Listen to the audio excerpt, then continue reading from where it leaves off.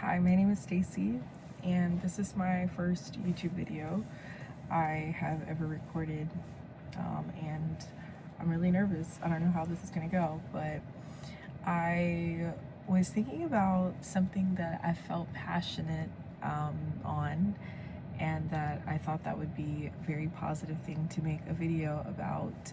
And I wanted to make a video about relationships, something that I feel pretty confident in talking about, but also something that I feel like may need to be touched on right now in 2026, because I see a lot of the people that I'm around, they have a tough time with their relationships, and they have a tough time also dealing with how to have better connections with people.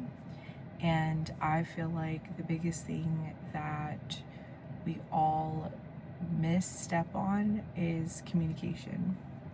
I've been in a relationship with my partner for the last 9 years, and another relationship that I value very highly is a relationship that I hold with one of my greatest friends, and we've been in relationship with each other since 9th grade. And I feel like right now in life, we consistently go back and forth about what we feel like, what is the most important key to having a good relationship.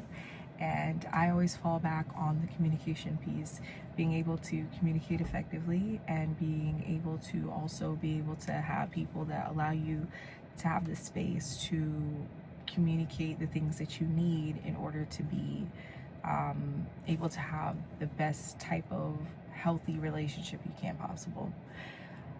Some advice I'd like to give on having better communication skills is just, it's not what you say, it's the way that you say it, and that we all have feelings that sometimes need to be taken and accounted for. And it's not necessarily being this person where you are trying to baby someone else's emotions, but being able to be conscious that sometimes feedback that you're giving is not always going to feel well, and it's not always going to be perceived well. So being open to finding better ways to communicate things that may be distressing you in your relationships.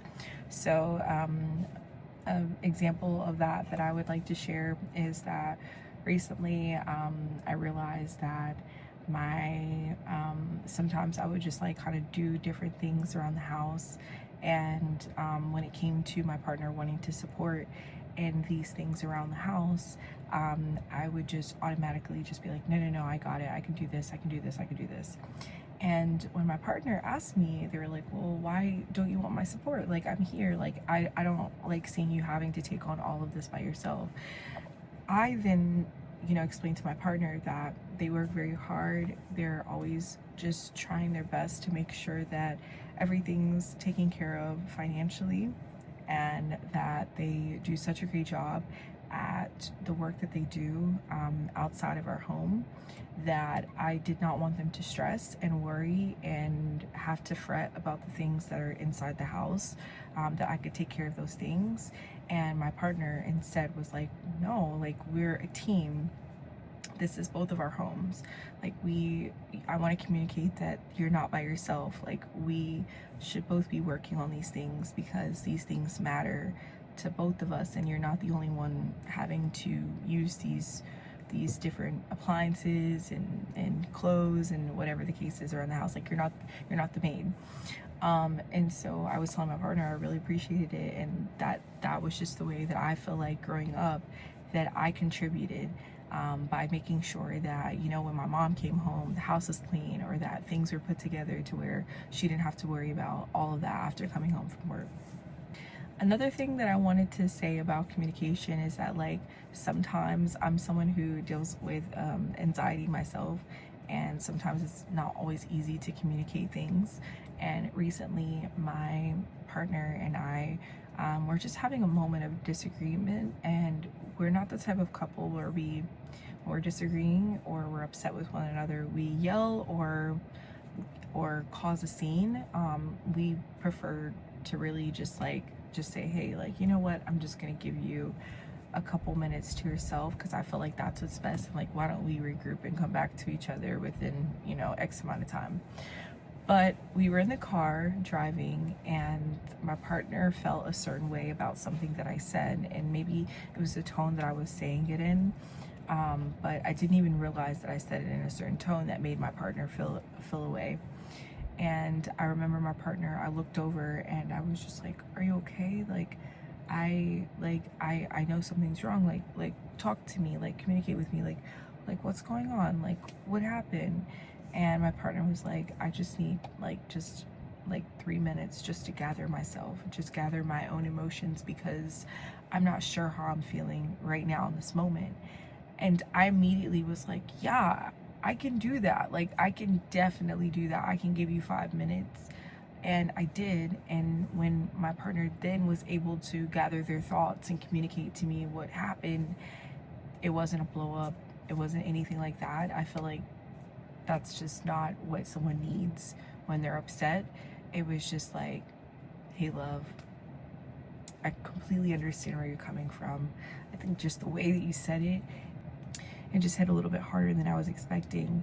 And I really appreciate you taking the time to say what you said, because I know that it came from a loving place as always. But I just also wanted to point out that I'm just feeling a little bit a certain way about it, because I felt like the way that it was said just was in a tone that just didn't meet where I was at the moment.